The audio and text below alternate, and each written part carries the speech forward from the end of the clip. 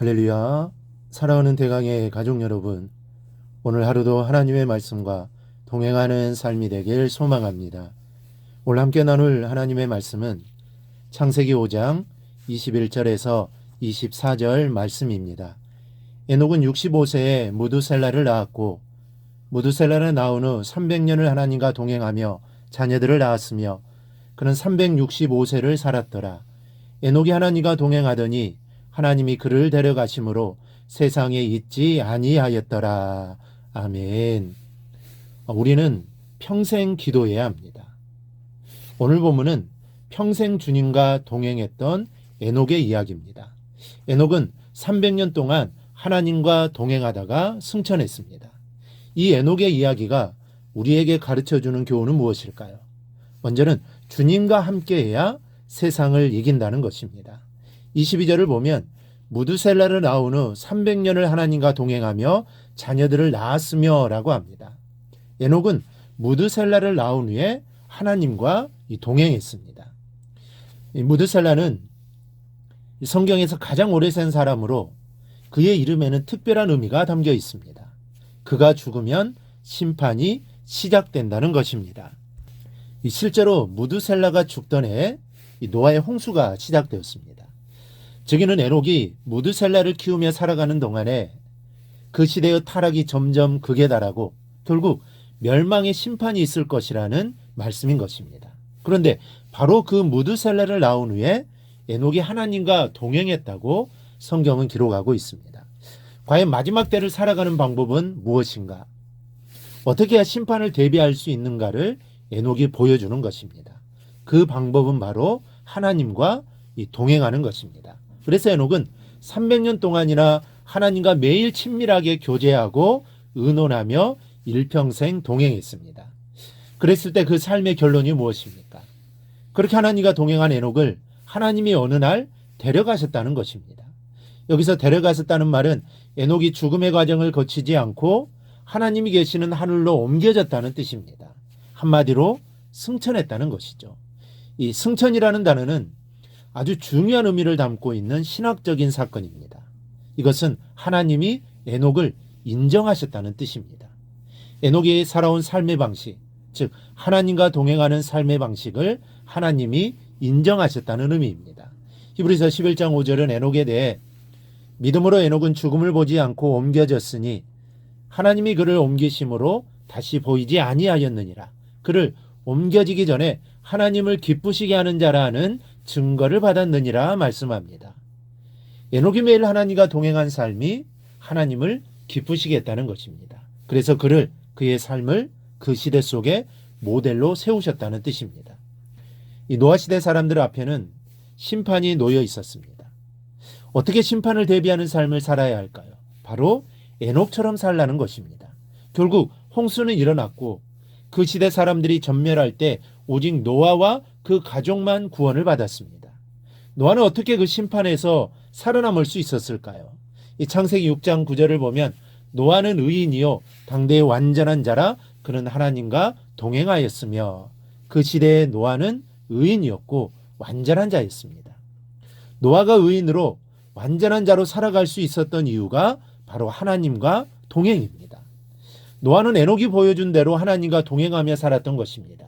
매일 하나님과 동행하며 살다 보니 타락한 시대에 물들지 않고 의인이요 당대의 완전한 자로 하나님에게 인정받은 것입니다. 이것이 에녹의 하나님과의 동행 이야기를 통해 우리에게 주는 이 메시지입니다.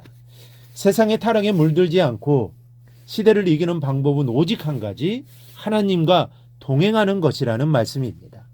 하나님은 사람들에게 그 사실을 알려주려고 에녹을 승천시키신 것입니다. 너희가 이 마지막 때에 구원받고 싶으냐? 내가 승천시킨 에녹을 봐라. 그가 한 것처럼 나와 동행하라는 것입니다.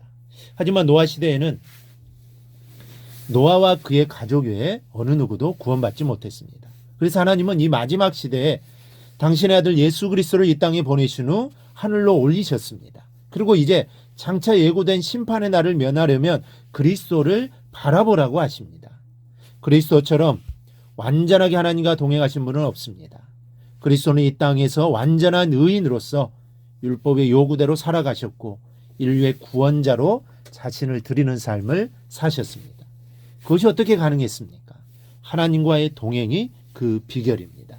하나님은 당신과 동행하신 주님을 높이 승천시킨 후 우리의 주요 모델로 세우셨습니다.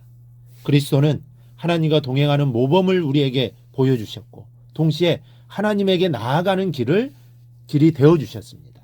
그러므로 우리는 그리스도 안에서 에녹보다 더 분명히 하나님과 교제하며 동행할 수 있습니다.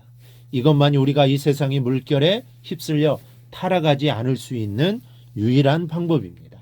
그렇다면 에녹은 어떻게 날마다 주님과 동행했을까요? 그 해답이 히브리서에 있습니다. 믿음이 없이는 하나님을 기쁘시게 하지 못하나니 하나님께 나아가는 자는 반드시 그가 계신 것과 라고 했습니다. 에녹은 하나님에게 나아갔습니다. 즉 기도했습니다. 그리고 기도할 때마다 하나님이 계신 것을 믿었습니다. 하나님이 자기 삶을 다스리시는 분임을 믿었던 것입니다. 이어서 보면 또한 그가 자기를 찾는 자들에게 상 주시는 이심을 믿어야 할지니라. 또한 에녹은 하나님이 당신을 찾는 즉 기도하는 자들에게 상 주시는 응답하는 분이심도 믿었습니다. 그래서 그는 살아계시고 기도에 응답하시는 하나님에게 나아간 것입니다. 그는 인생의 모든 염려를 가지고 주님에게 나아갔고 중요한 결정을 놓고 기도하며 하나님과 의논했습니다. 이것이 에녹의 하나님과의 이 동행입니다. 히브리서는 이것이 에녹의 믿음이었다고 말씀을 합니다. 기도 생활이 곧 믿음 생활인 것이죠.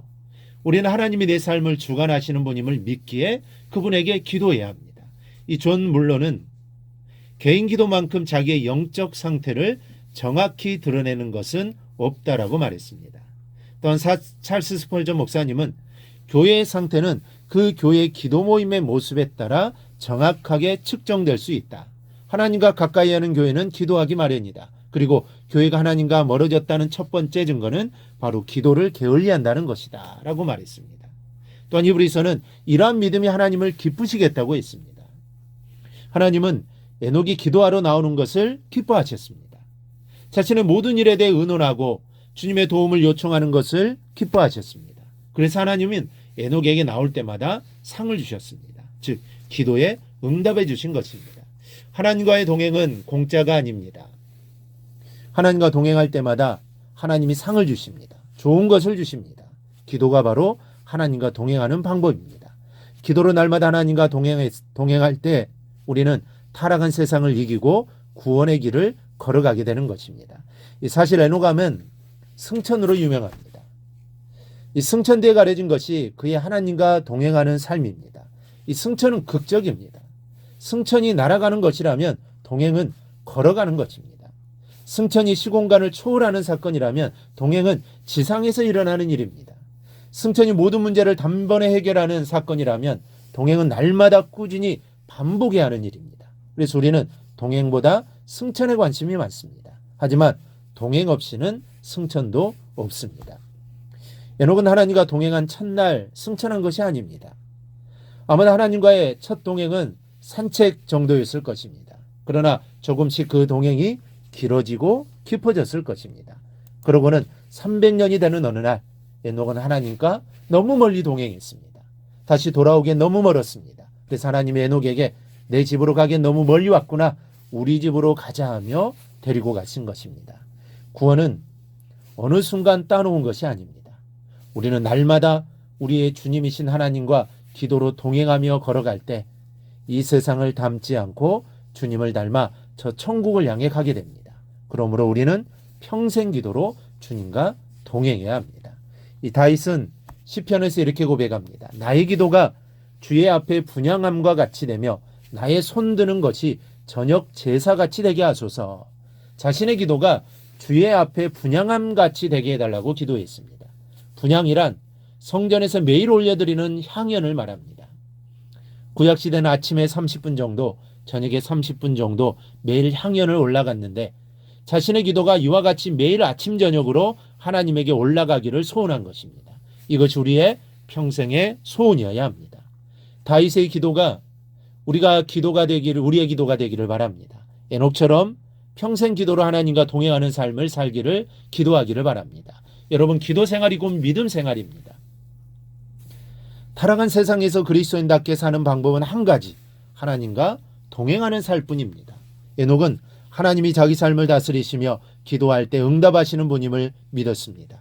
에녹처럼 하나님과 동행하려면 기도하는 삶이 습관이 되어야 합니다. 또 하나, 주님이 원하시는 동행은 일상의 삶입니다. 이 승천은 모든 문제를 단번에 해결하는 사건이라면 동행은 날마다 꾸준히 반복해야 하는 것입니다. 동행 없이는 승천도 없다 했습니다. 우리가 날마다 하나님과 기도로 동행하며 걸어갈 때 이 세상을 닮지 않고 주님을 닮아 저 천국을 향해 가게 됩니다. 그러므로 우리의 삶을 통해 기도로 늘 주님과 동행하는 삶을 살아가기를 바랍니다. 그 삶이 하나님이 기뻐하시는 삶입니다. 여러분, 기도입니다. 올 한 해 기도의 용사, 기도의 삶을 살아가는 우리 성도들이 다 되기를 주님의 이름으로 축원합니다. 오늘 묵상한 말씀을 굳게 잡고 삶으로 실천하며 살아내는 대강의 모든 성도들이 되기를 축복합니다.